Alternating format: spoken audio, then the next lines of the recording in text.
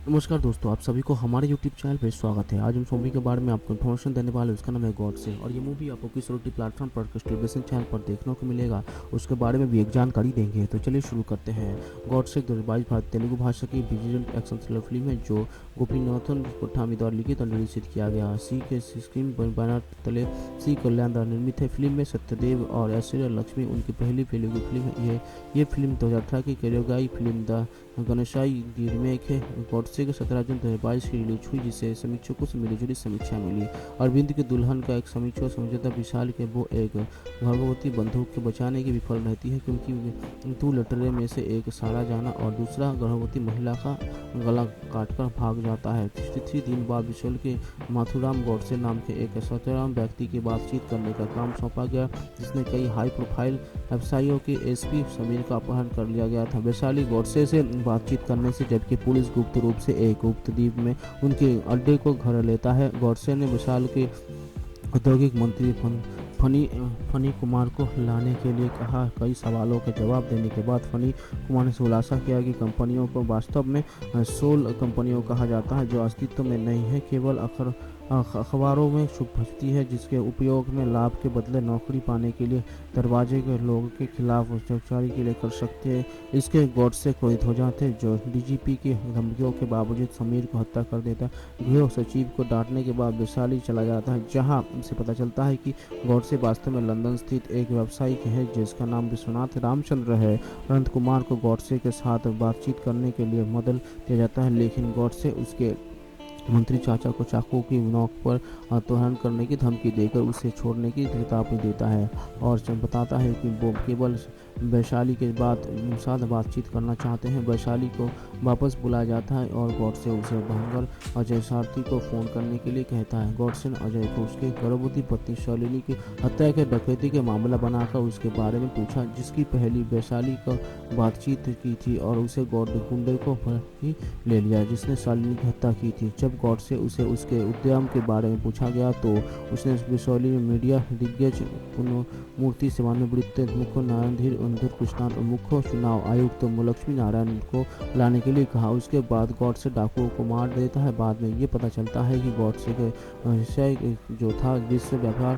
खिगल सम्मेलन में पहुंचा था और कृष्णी कुमार और अजय सारथी ने उसे एक परियोजना का प्रयास दिया था। गॉडसे ने उसे परियोजना से इनकार कर दिया और बाद में कॉलेज में उनके लिए आपने गाए उनके लिए उन्हें पता चलता है कि उसके सबसे अच्छे दोस्त राजाराम आत्महत्या कर लिया था। राजाराम एक विज्ञान आकांक्षी था जो बुजुर्गों के एक चित्रकार के रूप में काम कर रहा था। जब राजाराम अज्ञानी बनने की असमर्थ हो जाए थे तो अपमानित हुए तो उन्होंने आत्महत्या कर ली। गॉडसे ने अपना व्यवसाय बंद करने से भारत में एक नई व्यावसायिक फर्म शुरू करने का फैसला किया, लेकिन अजय फमी कुमार और सीएम ने उसे निर्माण बंद करने के लिए लंदन वापस लाने की रोक दिया। हालांकि गॉडसे ने कहीं रूल के फैसला किया और अपने हैकर मित्रों की मदद से सीएम फनी कुमार और अजय की अवैध गतिविधियों के बारे में सबूत इकट्ठा करने में कामयाब हो गया है और राज्यपाल को प्रदान करने के लिए आगे बढ़ा। लेकिन सीएम ने एक दुर्घटना की योजना बनाई जिसमें उसकी दोस्ती की मौत हो गई, लेकिन गॉडसे भागने में सफल हो जाते हैं और उसे शालिनी की मौत के बारे में भी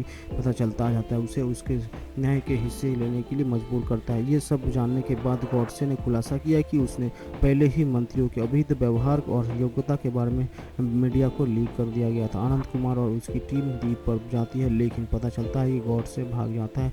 उसने गलती से बम विस्फोट कर दिया। उसके विस्फोट में आनंद और व्यवसायिक में मौत हो गई। गॉडसे खरीद की गई ड्रोन के साथ सीएम के घर पहुंचता है और सुरक्षा पर हमला करता है। वो भेजने लिए कुछ करने के चाहत रखते वाले अन्य इच्छुक व्यवसायी के साथ साथ माता पिता ऐसी नौकरियों की तलाश कर रहे होते हैं। छत्रों के बलिदान बारे में एक महत्वपूर्ण भाषण देते हैं और उनकी योजना नहीं है। उसके बाद गॉडसे ने अपने बम जैकेट में विस्फोट कर दिया, जिससे विस्फोट हो गए और सीएम एक उनके साथ अन्य लोगों की मौत हो गई। वैशाली एक गॉड हार्ड मिलती है और गॉडसे के दोस्त द्वारा की गई थी और वो हार्ड ड्राइव को राज्यपाल को सौंप देता है और समझाती कि गॉडसे के कार्य भ्रष्ट राजनीतियों के व्यवसाय के कारण हुए थे। इससे राज्यपाल राजनेताओं को विरुद्ध कार्रवाई करते हैं। सत्यदेव नाथुराम राजचंद्र उर्फ नाथुराम गौडसे के रूप में, विशाली के रूप में शेरलक्ष्मी बमराजी, विशेष के रूप में नकीतेला के मारुति जिस के रूप में नगेंद्र बाबू, राजेंद्र बंद के रूप में विश्वनाथ राम चरण बंदी, फसली के रूप में वर्गीस पृथ्वीराज, अतिथि के मंत्री फंसी कुर्मा के रूप में, संध्या के दोस्ती राघव के रूप में, नेथन सिंह नकन के रूप में, प्रियदर्शी बोलीकुंडा राजाराम के रूप में, चैतन्य कृष्णा गौडसे के मित्र जिन्हें विज्ञापन कहा जाता है, पवन संतोष, गुरुचरण, आशीष कुमार, राजेंद्रन, एसपी समीर के रूप में Ravi Prakash. Times of India के पाल रिकॉर्डिंग में फिल्म को 5 में 3 स्टार रेटिंग दी और लिखा, अब अपने यात्रियों को त्वचा के नीचे उतरन के बाद आती है तो सत्यदेव ने एक बार फिर इसे पार्क से बाहर कर दिया। अभिनेता ने अपनी भूमिका का आबादी तरह निभाया और सही को उजागर किया। दर्शकों के बीच भावनाएं 1 2 3 तेलुगु ने फिल्म को 5 से 2.5 रेटिंग दी और लिखा, कुल मिलाकर गॉडसे एक आधी अधूरी बंदूक ड्रामा है जिसका पहला गाना अच्छा है, दूसरा गाना नीरस है और भावनात्मक पहलू फिल्म क्लिक नहीं करता है। इन सभी ईसीएम को जो चीज़ आपको आगे बढ़ाती है ये सत्यदेव का ईमानदार और गहन प्रदर्शन का तरीका है। उसके बाद पुलिस राजनेताओं के गठजोड़ के एक दिलचस्प कहानी है, लेजेस उनमें विफल रहते हैं।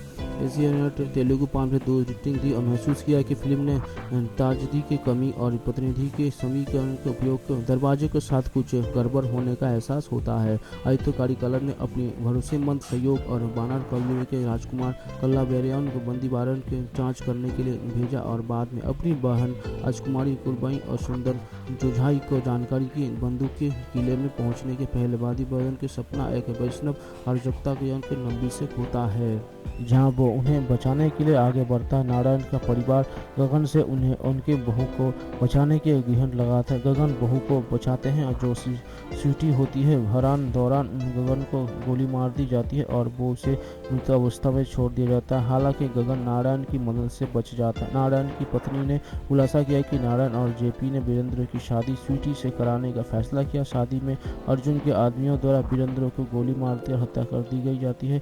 उन्हें मारने के लिए सभी अपहरण कर लिया जाता है। क्योंकि वीरेंद्र की मृत्यु अर्जुन के हाथों हुई, जेपी के पास स्वीटी की नारायण बड़ीदा परिवार के से दूर करने के अलावा कई विकल्प नहीं। हालांकि नारायण की बहन नारायण को बुलाते हैं और उसे बताते हैं कि उन्हें स्वीटी की ज़रूरत नहीं है क्योंकि उसकी वीरेंद्र से लगभग शादी हो चुकी है और उनकी स्वीटी की बहनों बहू के रूप में अपनाने का फैसला किया है। क्योंकि अपने होने का बाले पति मृत्यु हो चुकी है, स्वीटी की एक गरीब विधवा बन जाती है जिसमें कई पारिवारिक भावना नहीं होती है। फिर गगन स्वीटी की रक्षा करने के कसम खाता है। नारायण की बहन आती है और बताती है परिवार को शाश्वत देरी के क्षेत्रों में अनुष्ठान करना चाहिए। हालांकि वास्तव में स्वीटी को पता चलता है कि उसके परिवार को अकेला छोड़ने के लिए अर्जुन के साथ का सौदा किया। जैसे ही नारायण और उनके परिवार के बाकी लोग पूजा करने के उन पर अर्जुन के लोगों द्वारा हमला किया जाता है और जैसे ही स्वीटी पर हमला करने वाले होते हैं तो मार देते। वो स्वीटी को अपने साथ ले जाते हैं। नारायण को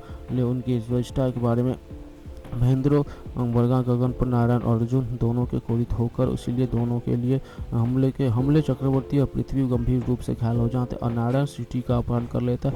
गगन उस ठिकाने पर पहुंचता जाता है, स्वीटी का रखा हुआ नारायण को छोड़कर सभी को मार देता है। गगन बताता है कि नारायण ने अपनी प्रतिष्ठा खो दी है जब उसने अर्जुन के साथ मिला था जिसने स्वीटी की मारने के लिए वीरेंद्र के लिए एक गगन स्वीटी के साथ फिर से मिल जाते हैं। ब्लैक कोंडा श्रीनिवास गगन चक्रवर्ती के स्वीटी के रूप में नंबर के एक फॉर एल्बम के कथनी टेसा ब्लैकोंडा सुरेश के अपने बेटे के बिलमकोंडा श्रीनिवास की तीसरी फिल्म का निर्देश करने के लिए निर्देशक व्यापति सिन्हू को चुना। इसकी पुष्टि निर्देशक के बाद में जी को पर काम वर्णित करते था। फिल्म को आधिकारिक तौर पर 27 अप्रैल 2014 को हैदराबाद में अन्नपूर्णा स्टूडियो में लॉन्च किया गया था।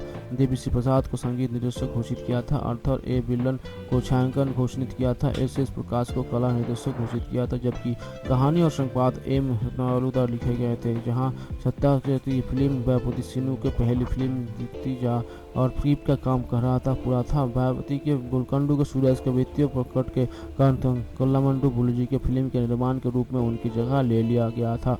जो मितो नकली निराश अथया को गौतम लापरवाही के संबंधों के करते हुए उस पर अपनी पीड़ा दिखाई, जहां गौतम ने अर्थया के जमानत रद्द कर जैसे जल्द ही अदालत में पेश करने का फैसला किया। बाद में अर्थया ने बॉबी उपनाम वाले एक व्यक्ति को पकड़ा लिया जो अर्थया का पीछा कर रहा था। हालांकि बॉबी ने खुद को उसके जैसे एजेंट वाला सुब्रमण्यम स्वामी के रूप में प्रकट किया, जो ओशन कर्नाटक में FBI products bureau of investigation चलाता है, जिससे अर्थया के बारे में गलत जानकारी की गई थी। गलती हत्या रहे अर्थया को पता चलता है कि एक बहुत बड़ी साजिश है देखती है और अग्निर और डाटा रेलवे स्टेशन के बीच रेलवे ट्रैक में बगल में विभिन्न शवों को फेंक दिया गया है। तब अर्थया के एक लूप होल का एहसास होता है। रेलवे नियमों के संबंध में 72 घंटों के भीतर कई भी शव पर दावा नहीं करता था। रेलवे अधिकारियों द्वारा शवों का अंतिम संस्करण किया जाता। उन्होंने अनुमान लगाया कि सब चेन्नई में दिल्ली जाने वाले